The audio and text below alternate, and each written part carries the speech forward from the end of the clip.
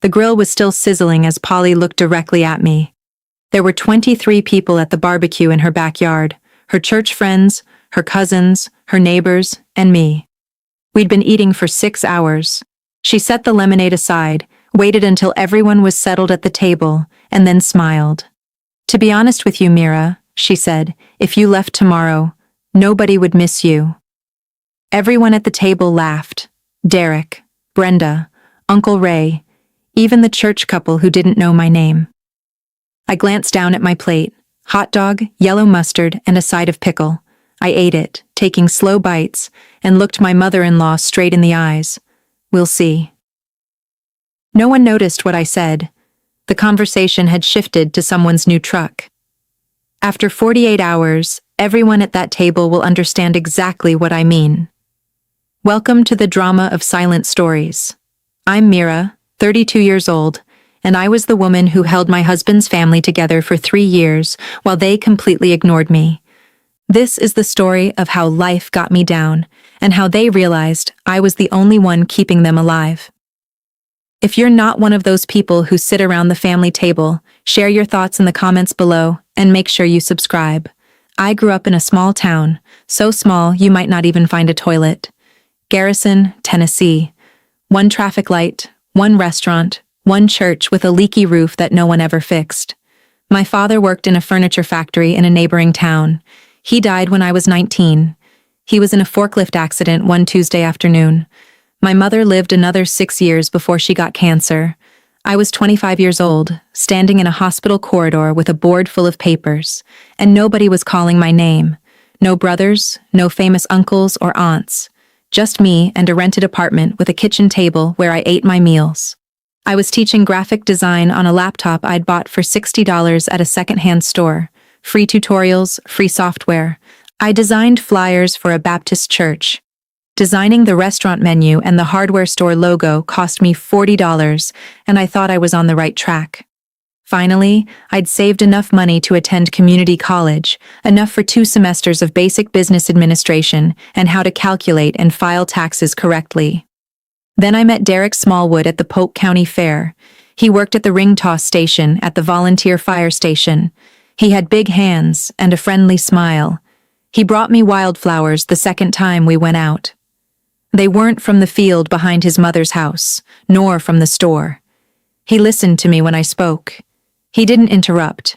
I felt like I had found something I had lost after my parents died. Family, a place where I felt I belonged.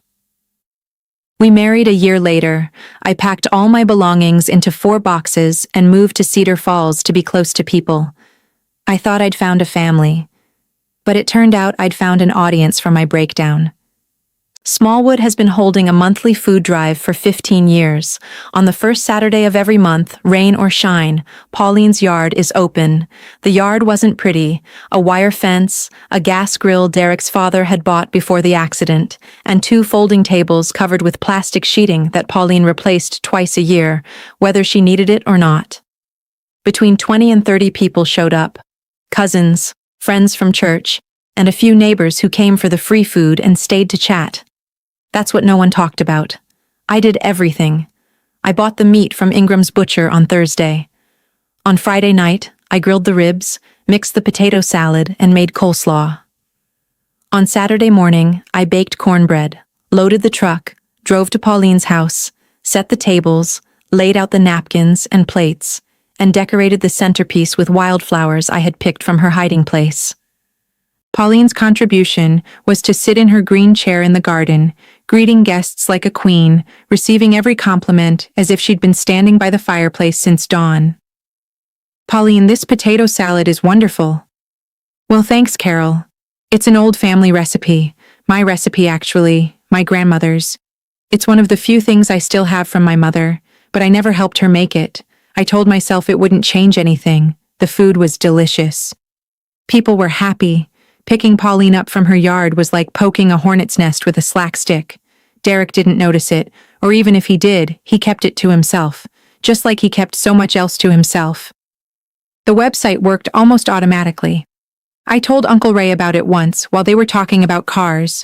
I created it, maintained it, and answered email inquiries. Derek didn't know the hosting password. Pauline Smallwood took charge, and I'll give it to her. 20 years ago, as her husband Frank was driving home from a night shift, a deer struck his windshield on Highway 9, fracturing 2 of his vertebrae. She spent 4 months in the hospital before returning home, in a wheelchair that her husband never left. Derek was 14 and Brenda was 8. Paulina was burdened with a mortgage, 2 children, a disabled husband, and a high school diploma.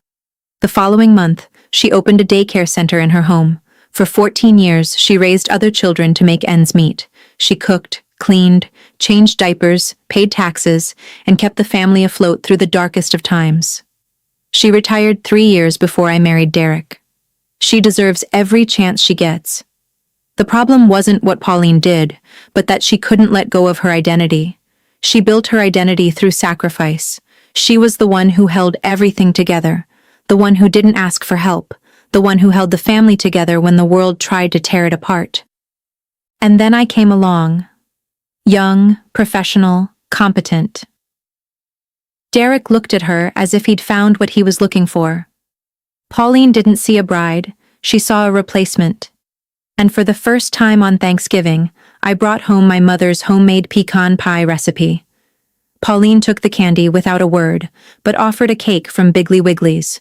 She welcomed the box when the guests asked about the dessert. Derek's wife tasted it, and it was delicious. The night before Thanksgiving, Derek received a call from Pauline. He stayed on the line for 20 minutes. He was very upset when he hung up. She asked him what was wrong. He said, "Nothing, just that I'm your mother." Brenda was 28 and lived in Pauline's basement. She'd enrolled in cosmetology school a year before I married Derek, but dropped out after 1 semester and hadn't tried any work since. She worked part-time at the Shell station on 12th Street. Her income was enough for cigarettes and petrol, but not enough to pay the rent. Pauline covered the rest. Brenda never said so outright, but it was obvious from the way I worked.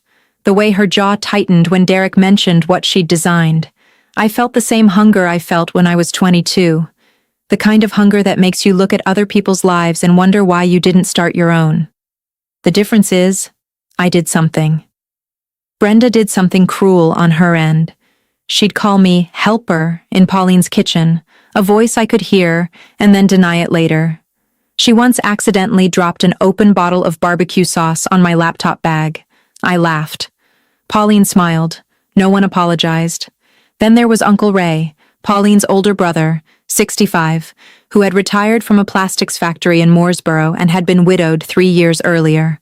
The barbecue was the only social event he attended. He sat down at the table as Brenda raised her hand, mimicking her gesture. "Well, girl," he said, loud enough for everyone in the park to hear. "You're good at cooking. Sorry, that's all you're good at." Everyone laughed. He thought it was funny. Maybe it was. Polly leaned back and smiled. "It's Thanksgiving," she said. There were a few wine glasses in the cup, and the dishes were still unwashed. She looked at me from across the table and said in a low voice, "You've always been an outsider in this family." Derek heard it. I knew he heard it. He took the potion. Derek never called me by a nickname. He never raised his voice. He never told me I didn't like it. The sound of the gun was less intense. Every time Pauline said something sharp, I would look at Derek, and he would respond with a look or a weak laugh, a sad laugh like air escaping from a car tire. Later, in the car on the way home, he said, "She wasn't serious. My mother says so. It happened to me 3 times in 3 years, and it was the same every time." I was explaining the comments, the credit theft, and the fact that Brenda had called me for help. Derek was nodding slowly, as if listening to an interrogation he already suspected. "You're right," he said. "I'll talk to my mom." He didn't say anything. I told him I wanted to postpone the next barbecue for the 3rd time.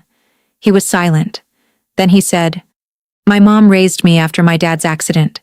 She gave me everything. She needs her family to be with her.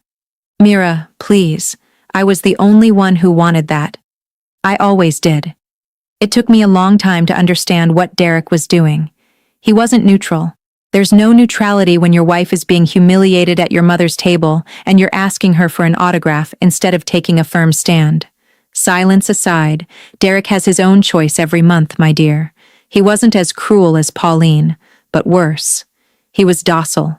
He'd been raised by Pauline's rules, taught from a young age that agreeing with her meant peace, and disagreeing with her meant he'd be the next target. So he accepted it.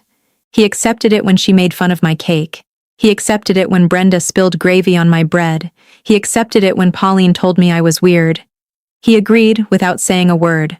I searched everywhere, but couldn't find a trace of him. I waited 3 years. People ask me why.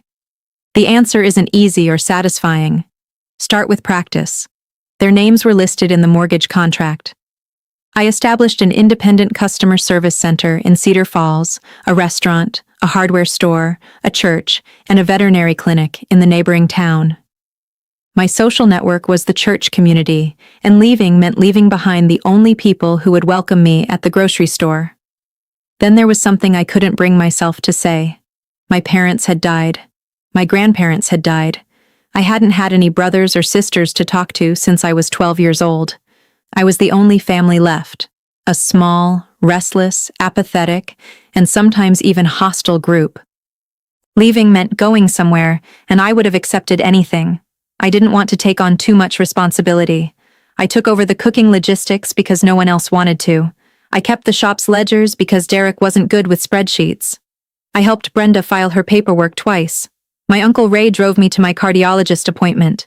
Pauline had told me she was too busy. I told myself I wanted it. It seemed necessary, but I wasn't naive. 3 months after we got married, I opened a savings account in my own name, a separate account. I deposited $100 into it every week, but I didn't tell Derek. Not until the barbecue in July, the barbecue with the sausages. I had $14,200 in that account. I also searched 3 times for apartments to rent in Asheville, North Carolina. I knew the average rent for small apartments. I knew the neighborhoods with the best cafes, print shops, and small art galleries. I was making an exit plan, just as I had done with everything else, quietly, skillfully, and on my own. I had enough reasons to decide what I was missing. Then Pauline gave me another one. A barbecue in July. I started preparing at 7 a.m. I marinated the ribs overnight.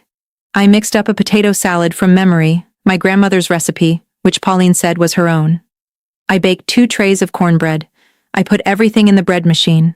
I drove to Paulina's house, set the tables, tied the tablecloths, and placed the baking tray in the center, while Paulina watched me from her chair, sipping a cup of iced tea.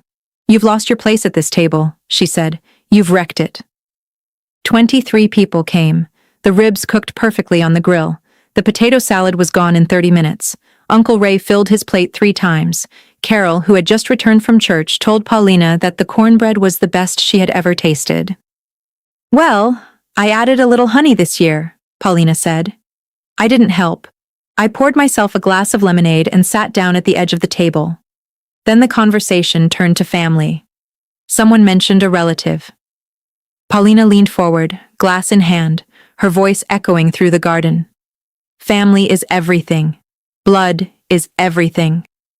She looked me straight in the eye. Silence fell over the table for a moment. That distinctive silence that descends when everyone knows something is about to happen. "To be honest with you, Mira, if you left tomorrow, no one would miss you." Laughter erupted from all sides. Derek, short and monotonous. Brenda, strong and sharp. Uncle Ray, deep and loud, as if he had been waiting for the entire afternoon to end. The neighbors, the cousins, even the church couple who ate my cornbread. I looked down at my plate. Hot dogs, mustard, gravy. I ate it, taking slow bites, and looked at Pauline. "We'll see." She closed her eyes. Then someone said something about the Titans prep games, and the table moved. No one could see me anymore. They didn't need to see me. I'd made up my mind. Do you know that feeling when everyone is laughing and you realize you're the one being ridiculed? When you give everything to a family who treats you like a piece of furniture? When you sit at the table where you cooked your own food and receive no appreciation? Comment below. Tell me I'm not alone. And if you haven't already, hit that subscribe button because you won't believe what I did next. We walked back to our house in silence. Derek turned on the radio, a country music station, a song about a back door and a girl. He sang it softly. By 10 o'clock, he was lying on the sofa, the remote on his chest, a glass of beer on the side table. I stood in the kitchen doorway, watching him breathe. For 3 years. For 3 years, he hadn't been serious. When I realized I was the only guest in the family I'd cared for, supported, and looked after for 3 years, with only potato salad and barbecue sauce in my laptop bag, I moved quietly. My bag, laptop, charger, passport, birth certificate, bank statement, enough clothes for a week, a framed photo of my mother by the bed, laughing at something my father had said, her head tilted back, her hand on my arm. I left my wedding ring on the kitchen table next to the salt shaker. I didn't write a note. I had nothing to explain to someone who hadn't heard from me in 3 years. I left the lights on until I reached the main road at 2 a.m. I parked under the lights of a petrol station on 9th Street and blocked all of Smallwood's numbers from my phone. Derek, Paulina, Brenda, Uncle Ray, all my cousins, everyone I knew at church who had laughed at that table. Then my eyes went dry, my jaw tightened, and I looked at myself in the mirror. I spoke aloud just to hear my own voice. "We'll see." The road south was empty. I turned the radio on a silent station and kept driving until Cedar Falls was more than just a name on the sign I'd just passed. The motel outside Knoxville smelled like a mixture of carpet cleaner and someone else's cigarette. I unpacked my bag, placed my laptop on my lap, and sat on the edge of the bed at 6 in the morning. Everything I had accomplished collapsed on me like a bag of gravel. No family, no husband, no in-laws to call and listen to, even though the latter would have been more of a comfort than a loss. I had a suitcase, a laptop, and enough savings to last 3 months if I didn't do anything foolish. I cried more than I had since that moment in the hospital hallway where I signed the paperwork to transfer my mother from the hospice. But I wasn't crying for Paulina. I was crying for my mother. When I was in first grade, she would hold my shoulder and say, "My little one, get in the car and drive me." And she was right. I should have listened to her instincts from the start. When the crying stopped, I washed my face, opened my laptop, and started working. My savings account balance is $14,200. That's enough to pay my first and last month's rent, plus 3 months' worth of expenses if I don't buy anything I don't need. I was looking for houses to rent in Asheville, ads I'd seen 3 times before. I found a studio above a printing press on Hood Street, available immediately, for $700 a month, utilities included. I emailed the landlord. Then I went to the Tennessee court's website and filed for a mutual divorce, no children, no joint business. It took 40 minutes to fill out the form. My first email as a freelancer arrived at 8:15 a.m. One of my regular clients in Cedar Falls needed a logo designed for their fall menu. I finished it in 2 hours, earned $75, and shut down my laptop. I was still working, still standing. 2 weeks later, I was in a tiny apartment on Haywood Street in Asheville, North Carolina, sipping coffee. The room contained nothing but a folding table, a chair I'd bought at a charity shop, and a view of the Blue Ridge Mountains through an open window. The apartment was 400 square feet. It smelled of old ink and paper from the basement printing press. The floors. A rough wooden floor. The fireplace made a noise when switched on. I liked it immediately. The owner of the printing press was Gwen, a woman in her 50s, divorced, with short silver hair, reading glasses on her forehead, and a voice that was used to giving instructions and expecting people to follow them. She ran the shop single-handedly, printing Oxford print, business cards, and event programs, the kind of work that big-box stores can't do with a personal touch. When I came in for coffee on my first morning, she brought out a tray of freshly printed wedding invitations. She looked at me, the dark circles under her eyes the size of a suitcase, her shirt wrinkled, her laptop clutched like a lifeline. "Tomorrow," she said. "Are you the new tenant?" "Yes, ma'am." "Gwen, would you like some coffee?" "Yes, ma'am. Don't call me ma'am anymore. There's a coffee pot in the back. Here you go, that's all." No questions, no mercy. Don't ask me where I'm from or why I look like I've been driving all night. Just coffee and an open door. I spent the first month pitching my services to every small business in the neighborhood, restaurants, art galleries, a craft brewery with a logo that looked like it came from a high school computer lab. I offered branded packages at reasonable prices. 2 clients signed up by the end of the month. It wasn't a lot of money, but it was mine. Jolene texted me one Tuesday afternoon. Jolene Whitfield, the head librarian at Cedar Falls Public Library, and the only person in town who hadn't been to the Smallwood barbecue. She wasn't a celebrity. She was going to type up my book reviews and eventually start recommending the novel she had in mind. I would have. I didn't block her because she didn't give me a reason. Derek wrote that she came to the library today. He asked if I knew where you were. He looked tired, unshaven, and didn't seem to have slept well. I looked at the message for a long time before replying. What did you say? I didn't know, because I didn't know her publicly. Then I sent a long message. The online store's website was down last week. No one knew the username. Derek called the internet company to fix it, but the account owner told him they needed an email address and it was yours. I didn't reply. A minute later, the barbecue happened in August. Or they tried to. Pauline tried everything herself, grilling the chicken over charcoal. The potato salad tasted like it was made by someone who'd read the recipe once and given up halfway through. Only 12 people showed up. Uncle Ray said the ribs were dry. I read the recipe twice. I expected to feel something, maybe joy or guilt. But what I felt was more like numbness, a familiar, weary feeling, like watching someone collapse on a sidewalk they'd walked on for 3 years. Julian added, Pauline told me you had a nervous breakdown that led you to leave the church because of mental health issues. I replied, there's no need for that.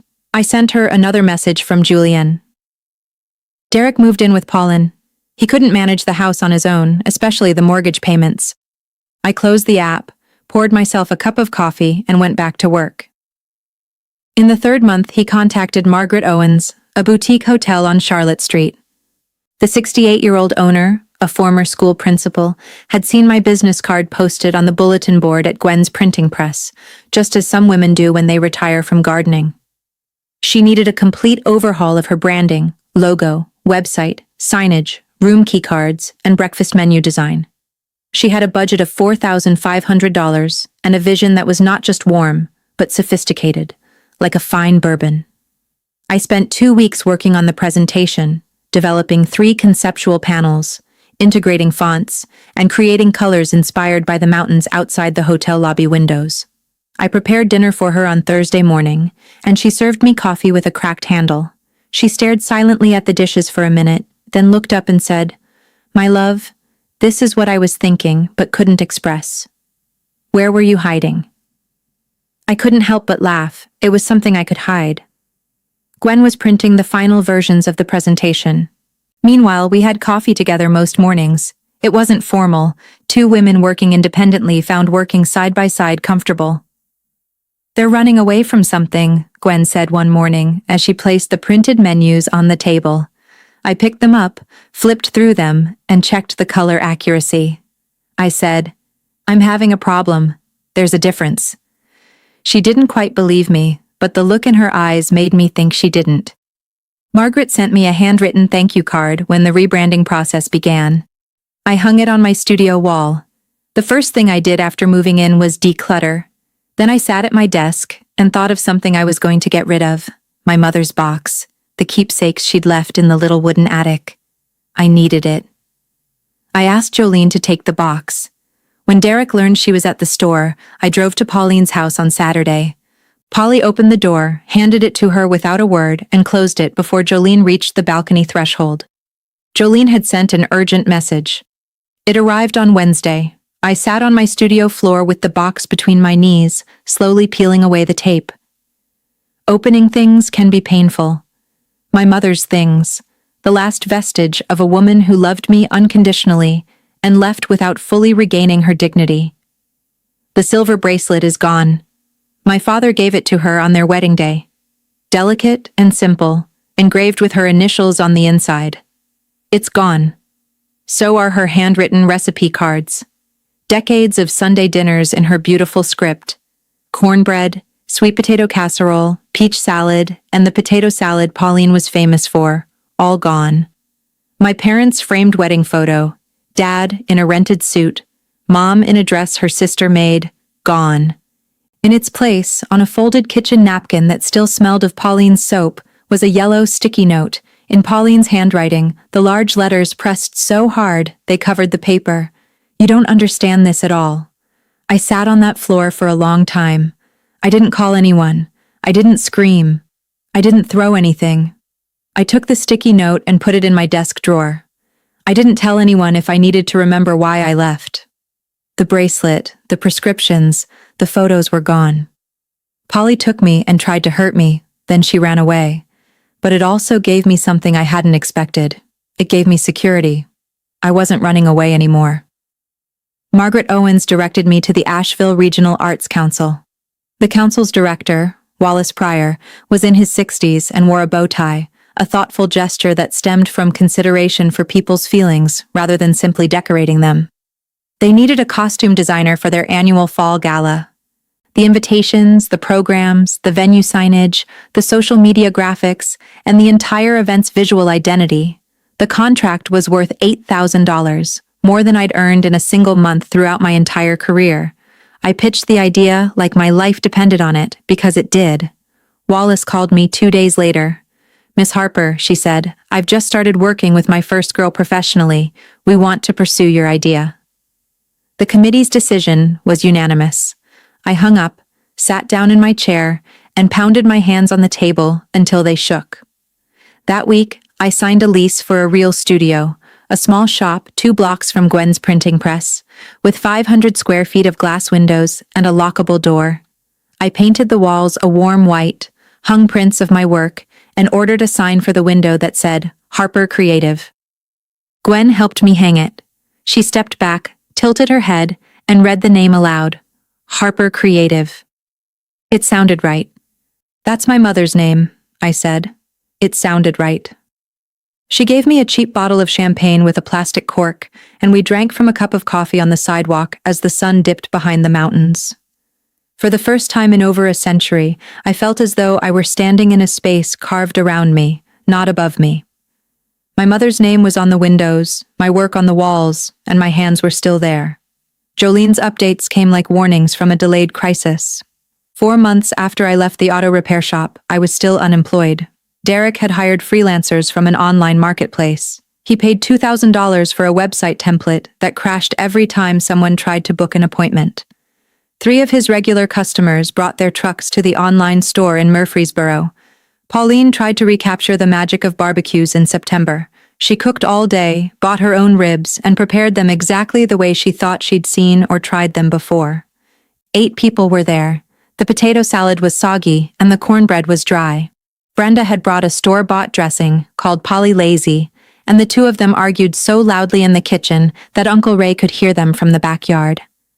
Ray sat down in a garden chair and said to Derek, "You've got to find your wife before this whole family falls apart."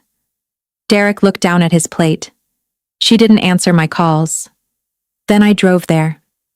I don't know where she is. That's right. Jolene didn't tell anyone where I was, and she left no trace. The divorce papers arrived at Pauline's house in early October via registered mail. Tennessee law requires that divorce papers be delivered to a known final address. Derek had to sign for them. According to Jolene, he then sat on the porch with the mail for an hour. Then he went inside and called Julienne from the kitchen phone, while Pauline watched from the hallway. She said she'd inserted the file correctly. She said his voice trembled when she said file. She read the message, hung up, and went back to designing the party invitation. The frame was a deep mountain blue. I liked how it looked against the cream paper background. The call came from an unknown number. I was expecting a call from a printer supplier, so I answered. Mira. "Hi, Brenda." The tone of his voice shocked me. Brenda. She must have borrowed her friend's phone. Brenda, I said clearly and calmly, you can't use it. Listen, I know it sounds strange, but we both love to cook. Derek is in a terrible state. Mom can't sleep. It's been hard on everyone. Silence falls. Did Polly apologize? Brenda pauses. Why would she apologize? It was a joke, Mira. Everyone laughs. You're the one who made a big deal out of it. There's nothing to discuss then. I hang up and block the number. 17 minutes later, I receive a message from another number. Brenda again. You're destroying this family. Derek is drinking. Mom can't sleep. Uncle Ray's blood pressure is dangerously high. Are you happy now? Is this what you wanted? I read the message twice. I took a screenshot. Then I took a screenshot of the contact information and time. I blocked that number too. 3 minutes later, I got another message. A third number. I hope you know you're going to regret this. You think you're better than us. You're nothing. You always have been nothing. Screenshot. I opened a file on my laptop titled, Do Not Share. I created it the week you left. Years of managing customer correspondence. Take notes. Document everything. Don't react emotionally. I saved the 3 screenshots in the folder, then closed it and went back to edit Gala's identity again. The site asked me to increase the font size in the welcome banner by 2 points. I changed the font, saved the file, and sent the revised version. Brenda's messages were in the folder I intended to reopen, unless otherwise stated. By the 7th month, Gala's identity was complete. I spent 3 weeks on the final round, refining the print, changing the color palette to match the mountain light I saw from my studio window every morning. Wallace reviewed the proofs in his office and called me that afternoon. Mira, I said, and I heard the smile in his voice. You've given us something to be proud of. By then, I had 6 regular clients. The hotel, the restaurant on Biltmore Avenue, the pottery studio, the nonprofit that offered art classes to at-risk youth, the real estate agent, and the coffee shop that ordered hand-painted signs. My income, though relatively modest, was far greater than what I had earned in Cedar Falls. I wasn't rich, but I was financially secure. I paid my rent on time and bought groceries without even checking my balance. Gwen and I eat together most Wednesdays. Nothing special. We usually work at a t-shirt shop in Lexington or a printing press after hours to earn money. She never asked me about Cedar Falls. She knew it well and decided to share the details, knowing it was about me. I started getting to know other small business owners in the area, a woman who runs a candle shop and a retired teacher who sells watercolors at the Saturday market. People define themselves by what they do, not by who they associate with. Society is built on more than just blood ties. Sometimes I thought about that sticky remark, "You never belong." I remembered Paulina's voice at the grill. "No one misses you." They were right about one thing. I didn't miss them. Not the barbecues, not the forced laughter. It's not just a table I cook at and someone else sits at. Derek signed the divorce papers without resistance. Time was running out. 7 months. That's how long it took me to go from being a hot dog vendor at Pauline's to the studio next door, using my mother's name. 7 months of early breakfasts, late math classes, and discovering the joy of dinner without worrying about what others think. If you were able to rebuild something from scratch, a job, a life, or even your self-confidence, tell me about it in the comments, and share this story with anyone who might be interested. By the 9th month, 2 lives were moving in opposite directions, and you don't need a chart to see that. As for me, I had a studio with a sign in the window, a website to showcase my work that ranked first in Google search results for a graphic designer in Asheville, and a small article in the local business highlight section of the Asheville Citizen-Times. The young journalist Kira took a picture of my office, with the mountains visible through the window behind me. Her caption read, "Mira Harper of Harper Creative, shooting a new chapter." I hung the photo on the studio wall, next to Margaret's thank you card. Cedar Falls. Derek had finally moved into Pauline's house. The house we shared, which was both listed on the mortgage, was in a sorry state when I stopped paying half the rent, and Derek couldn't make up the difference with his salary as a mechanic. The house was sold in bankruptcy. Smallwood Motor Company reduced Derek's hours from 6 to 4 because he couldn't manage the workload without my administrative support. My emails with inquiries went unanswered. The accounts were in complete disarray. Brenda was fired from the Shell station for 3 consecutive absences without notice. She snuck into her friend's apartment and didn't speak to Pauline for weeks. Uncle Ray stopped coming to the barbecues. There wasn't much to go out to. According to Jolene, he told her, "The food is bad and the company is worse." Jolene summed it up in one text message. "Pauline's house feels like a funeral home. Everyone is still there, but no one speaks." I read the message while having breakfast at a cafe near my studio on Saturday morning. I turned off my phone, finished my breakfast, and went to work. On Monday, I designed a brand name for a coffee roastery. The coffee beans were called Second Wind. I like the humor. Derek found an article in the newspaper. The Citizen Times mentioned Harper Creative on Howdah Street. He drove 3.5 hours from Cedar Falls and arrived at my studio one Thursday afternoon without calling. I was sitting at my desk looking at samples when the doorbell rang. I looked up for a moment. I didn't recognize him. He'd lost weight. The kind of weight that bulges over his cheeks and makes his clothes look like they don't belong on him. His hair was longer.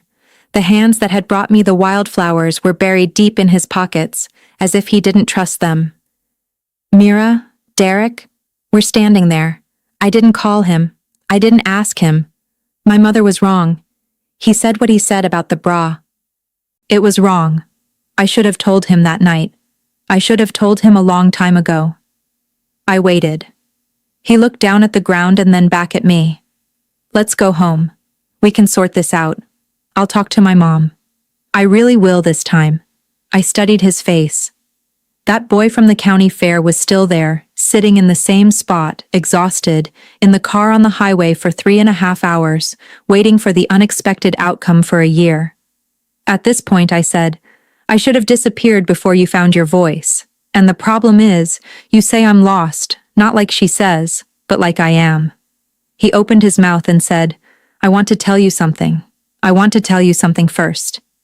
I went to my desk, opened the top drawer, took the sticky note, and pulled out an ordinary envelope. The divorce papers were signed by both of us. They were gone. It was over. I gave them to him.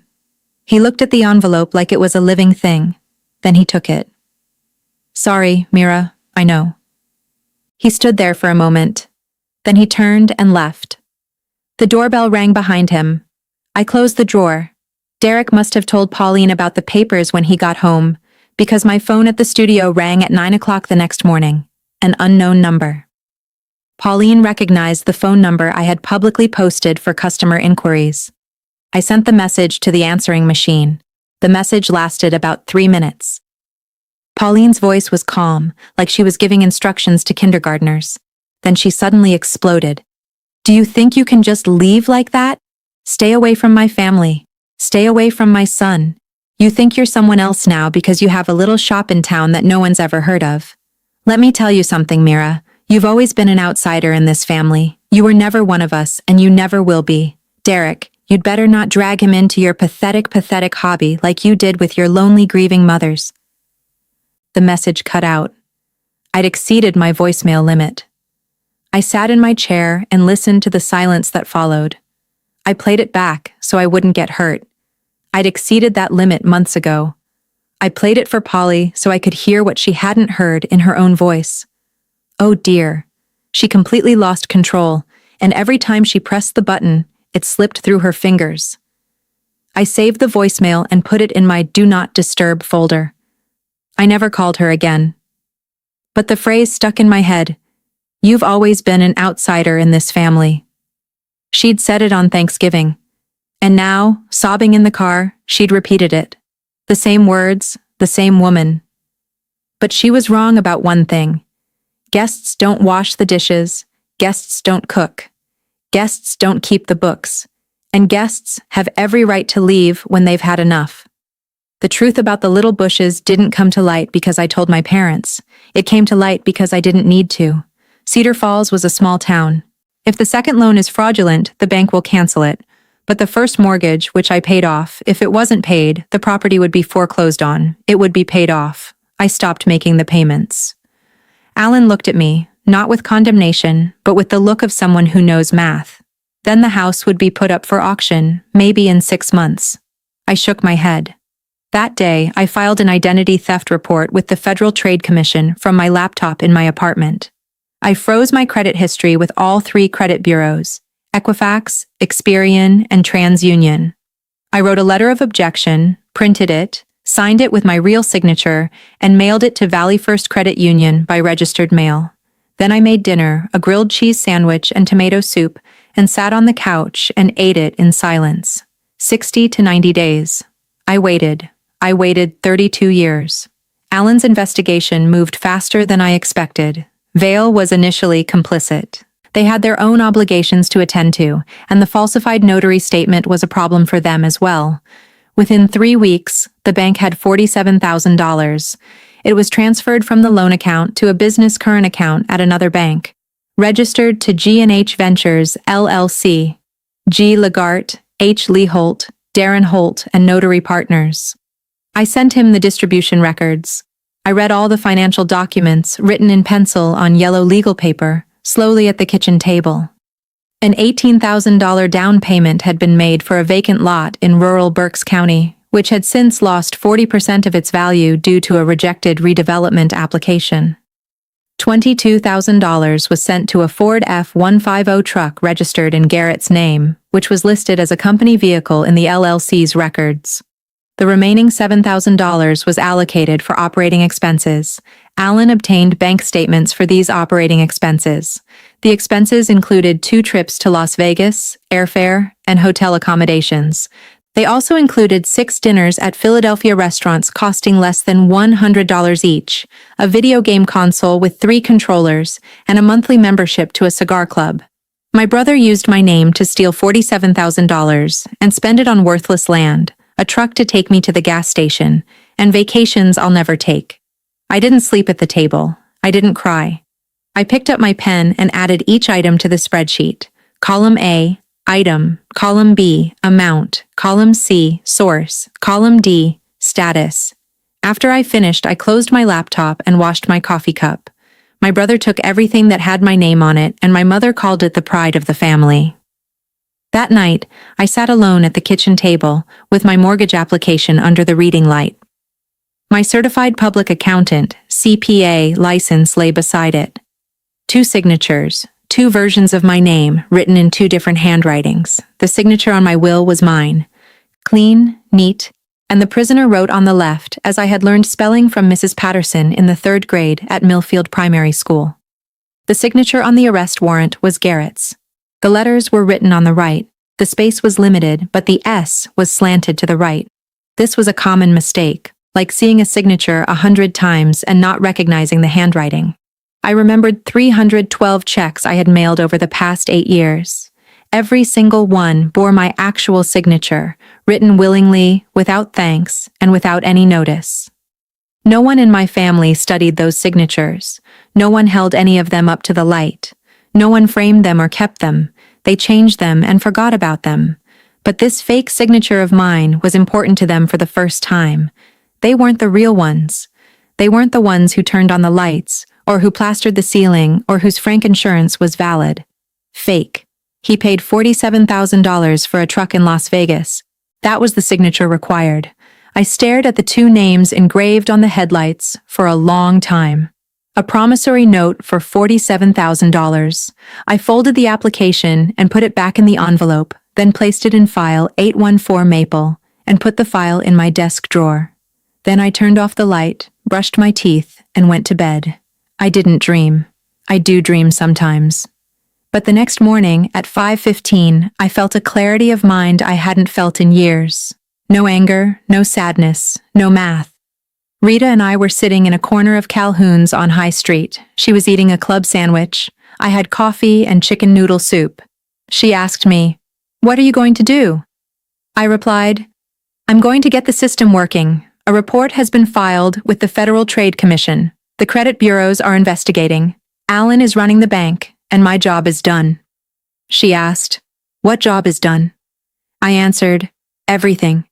The checks, the vacations, the phone calls, the voicemails from people who think I owe my parents my whole life." I wrote that down. I canceled my car payment since Thanksgiving. The credit freeze went into effect.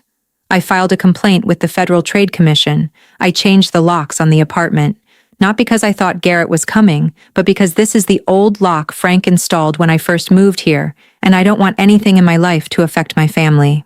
I kept sending voice messages to the files folder, not to torture myself, but because each message served as a document, a template, a test, if I needed it. Rita stirred her iced tea. "What about the house?" "The house is going bankrupt. It's going to be auctioned off." So what? I looked at her. She looked at me. Rita is a 54-year-old woman. Harper and Webb built it from a folding table in the garage. She knew exactly what it meant to build from scratch in front of people who expected failure. My mother was right about one thing, I said. I was a burden. Not like she said, but I was the burden carrying everything, and I let her down. Rita nodded slowly. She didn't say, "Okay," or "I'm proud of you." She said, "I'm finishing up at the store. We have 3 new customers this week." I sat in that restaurant with my manager and said, "We're done," out loud for the first time. I wasn't angry, I wasn't being dramatic, I was just done. And that's what happens when you're done. You don't feel free immediately. It feels like you're in free fall, but you quickly realize you're not. You no longer care about other people. If that word means anything to you now, keep searching. My phone rang at 11:47 on Tuesday night. I was about to give up, but it was Frank. And Frank doesn't call so late unless Linda is asleep. "Sloan." His voice was low. The basement was low, or perhaps he'd gone out onto the porch. I could hear the wind. "I know you're angry," he said. "I know why." I didn't say a word. I should have said something at that table. I should have said something a long time ago. I'm still silent. The silence isn't his. It's mine. "Your mother should have filled it. She had a hard life after you were born. She quit her job at the hardware store. She was the best saleswoman in the area, but she quit because we couldn't afford to care for 2 children. She was never satisfied." "That's her story, Dad, not mine." "I know." Another silence. This time it was longer. The wind kept blowing from the other side. He left. "I know you deserve better than tonight, better than anything." I waited. "But you can't leave the house, Sloan. This is all we have." There was the question, the only reason for the call. Not to apologize. Not really. Not to get enough money to get by. He said the right words, but he granted the wrong request. "Good night, Dad." "Sloan." "Good night." I hung up, placed the phone on the table in front of me, pulled the covers up, and looked up at the ceiling. Before he could speak, in that brief moment between "I know" and "but," I heard something I'd never heard him say before. Maybe it was regret, maybe it was the sound of the wind. Before the call ended, he said, "Don't tell your mother I called." He liked that, and I believe him, but he preferred silence. 60 days after Thanksgiving, Valley First Credit Union sent a notice of default to 814 Maple Drive. It took 90 days to rectify the situation, or the bank would begin foreclosure proceedings. Linda didn't tell me directly, but rather through 11 voicemails in one day. The situation was entirely predictable. 9 a.m. "Sloan, please call me." I received a message from the bank. 10:15 a.m. "This is serious. Your father is very upset." 11:30 a.m. "You're tearing this family apart." 1 p.m. "God will hold you accountable for this, Sloan. He sees everything." 3:45, his voice trembling. "If I hadn't found you." I listened. I recorded the call. I deleted it. Same graph, same bars, same consistent result. Date: February 2nd. Caller: Linda Jurgen. Number of messages: 11. Emotional trajectory: from prayer to accusation to theology to grief. But there was another call that caught my attention that day. Garrett. His voice was different. It was angry, neither firm nor trembling. "Hey," he said, "about the second mortgage on his house with Valley First Bank. Maybe we should talk about that." I immediately understood the tremor in his voice. Garrett wasn't afraid of losing his house. He was afraid of what the bank would discover when he took out the second mortgage. My forged signature. If the bank examines it, they'll find counterfeit money. If they find counterfeit money, they'll find Darren Holt's forged notarization. If they find Darren, they'll find G&H Ventures. If they find G&H Ventures, they'll know where the $47,000 went.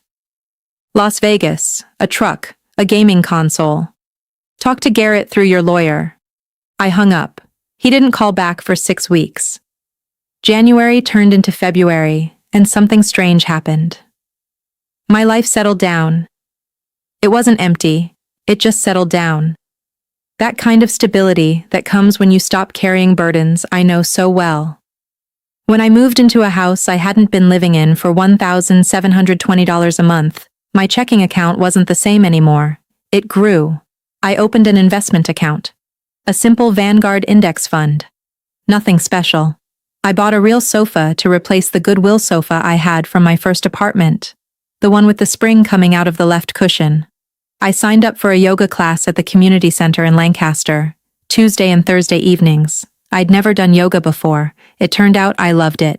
Rita introduced me to 3 new accounting clients, all small businesses in the area. My freelance income increased by $22,000 a year, and I did something I'd been thinking about for months. I filed a limited liability company in Pennsylvania, Juergens and Associates Consulting. The filing fee was $125. When the certificate of incorporation arrived in the mail, I framed it and hung it on the wall above my desk. It was the first document to bear my name. In a way, it was the first picture of my family. Meanwhile, 25 minutes west, the outline of our house at 814 Maple Street was beginning to appear. The lawn had grown longer because Frank could no longer push the mower on his back, and Garrett said he was too busy with his work. The company was a limited liability company, and its bank account was empty. The utility company cut off service for a week before Frank paid the bill with his own check. The porch light was broken. The flagpole by the door hung sideways with a missing nail. No one had fixed it. Pauline Oates met me at Wawa's one Saturday morning in late February. I was buying coffee and bananas. That was what I usually ate before going to the market. She was a 72-year-old woman, 180 centimeters tall, who had lived near Juergens' house for 31 years. She had watched me grow up. "My dear," she said, placing her hand on my arm near the dairy shop, "I told your mother that you had left them. I told her that you didn't care about them anymore." I stirred the coffee. I heard it. "But I saw you, Sloan. You walked down that street every Saturday morning for years, carrying bags of groceries. I saw you mowing the lawn in July when it was 90 degrees because your father couldn't stand up straight. I saw you holding the turkey out onto the porch on Thanksgiving because you were 23. I know what you did to that family." She clapped her hands. "I know what they did to you." I didn't answer right away. Not because I was too excited, but because I was recalculating. Pauline Oates was the only one who didn't notice. The word got around. Because I hadn't told anyone. I hadn't told anyone except Rita and Alan. But because Millfield has a population of 4,000, and because memories last a long time, people connect the dots. The girl who brought a cake to every party, who donated to every charity event, who secretly paid the church bill for 3 years, not only had she left her family, but the Reverend Whelan had called her the following Sunday. "Is there something you're hiding from us about Sloan?" Linda. "She's selfish, a pastor, the girl who donated to every bakery in the church for 10 years? Silence. Meanwhile, Darren Holt receives a registered letter from the Pennsylvania State Department. The notary's office is reviewing the case. A Federal Trade Commission report led to an investigation of the bank, and the bank, in turn, filed a report against the notary. Darren called Garrett that afternoon. "I've finished covering your story. Find out for yourself." In late March, the First Valley Credit Union had filed a foreclosure notice with the judge's office. The property was to be auctioned within 30 days. The letter arrived at Maple Drive on Wednesday at 8:14 a.m. Linda read it at the kitchen table and set it aside without saying a word. A few months later, Frank told me she'd sat in the same chair for 2 hours without moving. The house. 4 bedrooms, 1.5 bathrooms, built in 1987, the year Frank and Linda married. The kitchen where Linda baked Garrett's birthday cakes, always chocolate, always with his name on them in blue frosting. The living room where the Christmas photo is taken every year. 3 people, 4 at most. The market value is estimated at around $180,000. The first mortgage is $94,000. The second mortgage payment, a result of Garrett's fraud, is $47,000. The accounts are bad and getting worse. Linda called me for the last time. No, she didn't quote any religious verses. She didn't make any accusations, just a voice I'd never heard from her before. Flat, small, empty. "Please. I can't help you, Mum. I mean, you can't. I can't. You proved it on Thanksgiving." She was silent for a long time. I could hear the kitchen clock ticking in the background, like a chicken perched on the wall since I was 6. She said, "You'll regret this." But her voice was devoid of any emotion. She spoke because she had nothing else to say. She hung up. She placed the phone on the kitchen table. She glanced at the company's limited certificate of incorporation hanging on the wall. Juergens and Partners Consulting. I had 30 days. I met Alan Marsh at his office in Lancaster on Thursday afternoon. I said, "A preliminary offer. Who can make an offer? Anyone. Individuals, limited liability companies, corporations, cash or certified check. It's a public offer. Can my limited liability company make an offer?" He put his pen down. Juergens and Partners. Consulting? Yes. I've been considering this for a while. There are no legal restrictions. A limited liability company is a separate entity. It has its own tax identification number, its own bank account, and its own operating agreement. Having a last name similar to previous owners is not grounds for disqualification. What is the minimum bid? He was conducting a similar sale on his computer. Foreclosed properties in rural Pennsylvania sell for between 60 and 70 cents on the dollar, or between $110,000 and $125,000. I opened my laptop on the table and showed her my accounts. My personal savings were $89,000, the result of 8 years of living on a modest income and steady investments. My business account with a limited liability company held $45,000, the freelance income I'd been investing in the company since its inception. Rita said she could pay me my year-end bonus of $8,000 up front. My total liquid assets were $142,000. Alan looked at the numbers, then at me. "You can do that too. I know. I've been doing math since Thanksgiving." He leaned forward. "When you buy that house, what will you do with it if you buy it?" Something my mother never did. "What is it?" "I'll make it a welcoming place for people." Then he picked up the pen again. "I'll register the credit card as a bidder. You'll need a bank check on the day of the auction. I'll collect it." We shook hands. It was the most professional handshake of my life, and at the same time, incredibly intimate. Garrett came to my apartment on Sunday night. He didn't call or text. He slammed the door shut just enough to break the lock. I unzipped it. I saw his face through the 3-inch opening. Unshaven, with bloodshot eyes, and wearing the same hat he wore on Thanksgiving. "You need to file a report with the Federal Trade Commission. No greeting, no introduction, just charges. If they investigate, I'm going to jail, Sloan. You committed identity theft and bank fraud. These are federal charges, Garrett. I'm not your problem. I'm your brother. You're the stranger who broke my parents up." He shifted his weight, trying a different perspective. As usual. Twisted, charming. It worked with Linda. It didn't work with me. I'm going to get every penny back. It just needs time. With what? Your food truck that hasn't even launched yet? Your crypto wallet? Lautenberg County that lost 40% of its value? He clenched his jaw. The beauty was gone. What was inferior to it would remain inferior. A man who thought he owed something he didn't deserve said calmly, "If you don't let him, I'll tell everyone that you're the reason my parents lost their home. They're thinking about the future. My mom's been telling this story for weeks." He opened his mouth, then closed it, then opened it again. He didn't say a word. I looked at him through the zipper of his pants. My brother, 3 years older than me, 3 inches taller, and older than me in every way. "Good morning, Garrett." I closed the door, opened it, zipped up the zipper, and went back to the couch, where I sat down and picked up the book I'd been reading. I found a used copy of a financial planning guide at the library's secondhand bookstore. I heard him standing behind me in the hall for another 30 seconds before his footsteps disappeared up the stairs. I skipped Sunday Mass at 8 to get away from my family. Linda was there at 10. I thought that was enough. That wasn't the case. On the first Sunday in April, I entered the prayer hall at 7:55 and found Linda in the 3rd row with 2 church elders, Harold Gregg and Martha Benton. They were waiting for me. "Sloan," Harold said. He was a man in his 70s, a retired teacher with kind eyes and a rich personality. "We asked your mother to come because we believe in reconciling families." I finished by saying, "The Bible says, 'Honor your father and mother.'" I know the verse. Linda folded her arms, raised her chin, and sat in the posture of a woman who thought she had mastered the law. The Bible says, "Fathers, do not make your children angry." Ephesians 6:4. I placed my bag on the chair, and I think he says, "Don't steal."